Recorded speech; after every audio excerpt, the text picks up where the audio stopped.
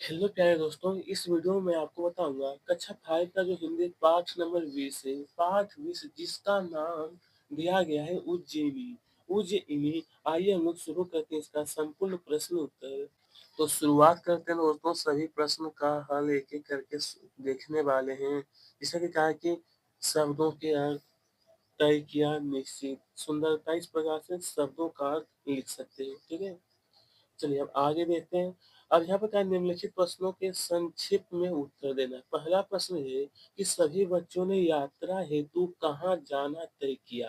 तो चलिए इन सभी का उत्तर दूसरा है उज्जैनी की प्रमुख पहचान। तो दोस्तों यहाँ पर देख सकते हो आपका निम्नलिखित प्रश्नों के उत्तर संक्षिप्त में कहा गया था देने के लिए। तो पहला प्रश्न जो है वो पूछा गया था, सभी बच्चों ने यात्रा हेतु कहाँ जाना तय किया। तो उत्तर लिखना है कि सभी बच्चों ने यात्रा हेतु उज्जैन जाना तय किया। ठीक है, अब दूसरा क्वेश्चन है कि उज्जैनी की प्रमुख पहचान क्या है। प्रमुख, तो उत्तर लिखना है उज्जैनी की प्रमुख पहचान महाकाल मंदिर। क्या है? महाकाल मंदिर। तीसरा क्वेश्चन कि उज्जैन का गोपाल मंदिर कहाँ स्थित है। कहाँ? तो उत्तर होगा उज्जैन का गोपाल मंदिर छत की चौक में स्थित। कहाँ पर? छत की चौक में स्थित। ठीक है, अब यहाँ पर देखिए दोस्तों ध्यान से, तो प्रश्न 3 में क्या है, प्रश्नों के उत्तर देना है। संदीपनी कौन थी? श्री कृष्ण बालराम। दूसरा क्वेश्चन ये है कि उज्जैन की वेधशाला जिनकी क्रम भूमि। तो चलिए इनका उत्तर नहीं, प्रश्न 3 में कहा है निम्नलिखित प्रश्नों के उत्तर। फर्स्ट क्वेश्चन था कि संदीपनी कौन थे। उत्तर हो जाएगा यहाँ पर कि संदीपनी श्री कृष्ण बलराम व सुदामा के गुरु थे। दूसरा क्वेश्चन कि उज्जैन की वेधशाला किसने बनवाई और क्यों। तो उज्जैन की वेधशाला जयपुर के राजा जय सिंह द्वितीय ने बनवाई। इसको बनवाने का उद्देश्य था नक्षत्रों और ग्रहों की गति व स्थिति का पता पता इसके आगे स्टूडेंट पता यहाँ पर लिखना, थोड़ी सी और पता लगाया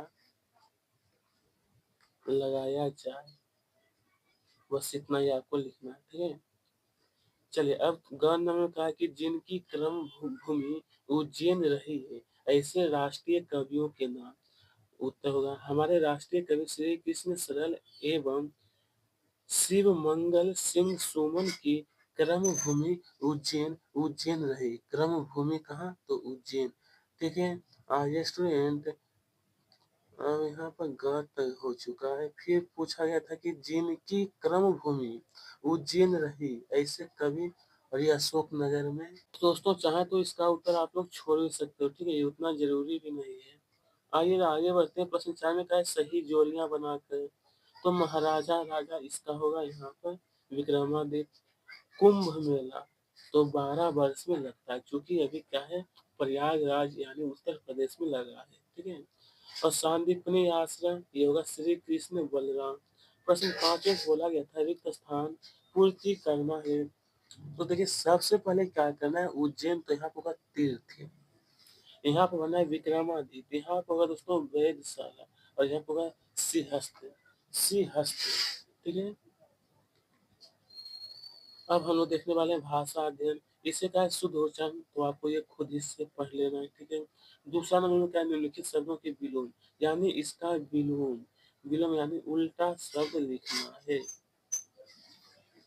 देखिए यहाँ पर जैसा कि दिया गया है, रात्रि का दिन, दूर का पास, स्वदेश का प्रदेश, ऊंचा का नीचा, भला का बुरा, भला का बुरा। ठीक है, निम्नलिखित वाक्यों के काल के आधार पर का क्रिया छाट कर नीचे तालिका में लिखिए।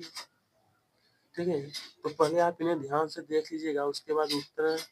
हालांकि इसमें क्या छाटना है, देखिए वर्तमान वाला जो होगा वो रहेगा, देखिए जिसमें हे लगा हुआ रहेगा, जिसमें हे लगा हुआ है ना, वो यहाँ पर हो जाएगा वर्तमान वाला हे। तो क्वेश्चन में कहा था कि क्रिया छाट कर नीचे तालिका में लिखना है। तो वर्तमान में देखिए हे, यह वर्तमान क्रिया है, और यह भी वर्तमान काल वाला वाक्य दिया गया है। बस दो ही है, उसके बाद देखिए भूतकाल में क्या होता है जिसमें था, थी, थे रहता है। क्या रहता है? था, थी और थे जिसमें भी रहेगा वो समझिएगा भूतकाल है। फिर देखिए यहाँ पे थी है ना, था है तो वही छाट के लिखना है। भविष्य काल वाला देखें तो भविष्य काल में क्या रहता है दोस्तों? गा, गे, गी रहेगा। देखिए यहाँ पर गा है ये वाला, ये वाला। उसके बाद देखिए यहाँ पे फिर दिया गया है और दो हुआ, बस दो ही है, ठीक है।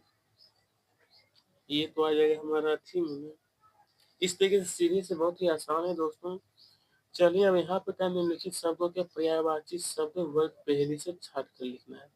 तो यहाँ पर दोस्तों मैं सीधा उत्तर बता देता हूँ और आपको वर्ग पहले में क्या करना है, मिला देना है, ठीक है। जैसा कि गणेश, गणपति और गणाधन ये पर्यायवाची है। पुत्री का बेटे और सूखा, कान का कर्ण और श्रवण, मित्र का दोस्त और सखा, दोस्त और सखा। इस प्रकार पाठ में आए आने आने पुनरुक्त शब्दों को छाट कर लिखना है। कल, कल, लंबी, लंबी। इस प्रकार कुछ और शब्द तो देखिए पास, पास, द्वार। ठीक है, इस तरीके से पूरा करिए दोस्तों।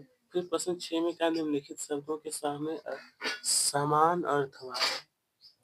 तो रुचि, चाह, इच्छा, अभिलाषा। शाम का, संध्या, सांझ, प्रदोष काल, मजा, खुशी, हर्ष और आनंद, आनंद। ठीक है, इस तरीके से करना था आपको पूरा।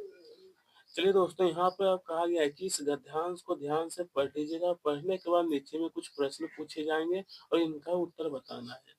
इनका उत्तर तो देखिए दोस्तों, आपकी बुक में जो क्वेश्चन था वो था इस गद्यांश का शीर्षक। तो लिखिएगा मेला। क्या लिखना है? मेला। दूसरा प्रश्न था मेले में कौन कौन सी दुकानें सजी थी? उत्तर होगा मेले में खिलौना, मिठाइयों, फलों, चाट, पकौड़ी और कपड़ों की दुकानें सजी थी। ठीक है। तीसरा क्वेश्चन है कि दीपक और मीना ने क्या क्या खरीदा? तो दीपक ने अपनी बहन के लिए माला और मीना ने अपने छोटे भाई के लिए चाबी वाला हवाई जहाज खरीदा। इस तरीके से उत्तर लिखना है। तो प्यारे दोस्तों, ये जो आपका दिया था कि गद्यांश वाला, तो सभी का उत्तर मैंने आपको अच्छी प्रकार से बता दिया हूँ। आप सबका बहुत बहुत धन्यवाद कि इस अध्याय का मैंने पूरा का पूरा सोल्व कर चुके हैं। ठीक है, फिर से अगले वीडियो हम लोग पाठ नंबर 21 जिसका नाम रहेगा कि प्रेरक प्रसंग। ठीक है, धन्यवाद।